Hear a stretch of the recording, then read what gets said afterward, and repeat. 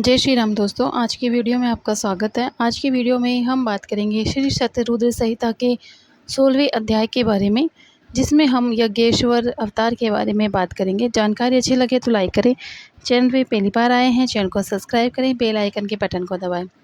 नंदीश्वर बोले कि हे मुनिवर, अब मैं आपको भगवान शिव के यज्ञेश्वर अवतार के बारे में बताता हूँ। एक बार देवताओं और असुरों ने मिलकर सागर के गर्भ में छिपे अमूल्य रत्न और धरोहर को निकालने के लिए क्षीर सागर का मंथन किया। मंथन करते समय सर्वप्रथम विष निकलने लगा और संसार उस विष की ज्वाला में भस्म होने लगा।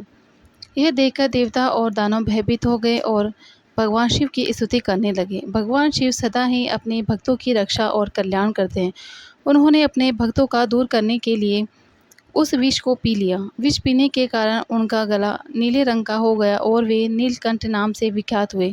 तत्पश्चात देवता और दानव नए उत्साह और जोश के साथ दोबारा समुद्र मंथन करने लगे, जिससे अनेकों बहुमूल्य रत्न, हीरे, जवाहरात और अमृत का प्रादुर्भाव हुआ।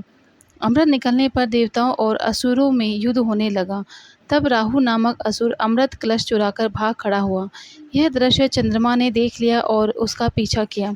विष्णु जी ने अपने सुदर्शन चक्र से उसकी गर्दन काट दी, क्योंकि उसने अमृत पी लिया था, इसलिए सिर कटने के बाद भी वह नहीं मरा।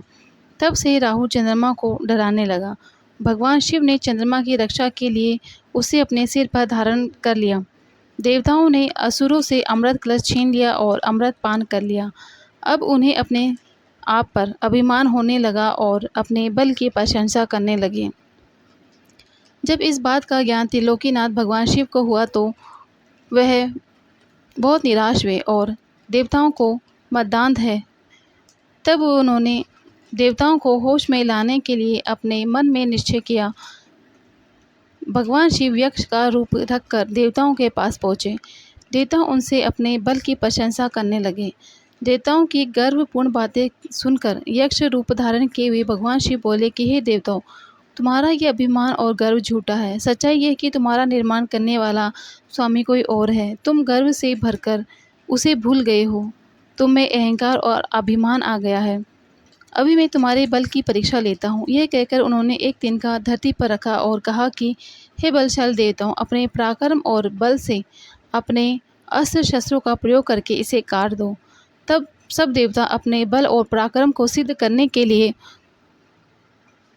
उस तिनके पर प्रहार करने लगे, परंतु सबके अस्त्र शस्त्र व्यर्थ हो गए। वे उस तिनके का कुछ भी बिगाड़ न सके। यह तिनका अपने स्थान से जरा भी नहीं हिला।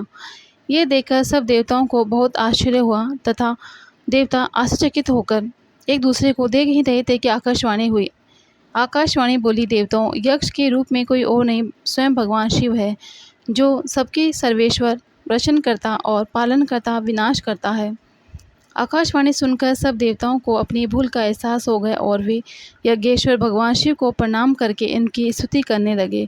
शिवजी ने यज्ञेश्वर रूप रखकर देवताओं का घमंड दूर कर दिया और सबको आशीर्वाद देकर वहां से अंत ध्यान हो गए।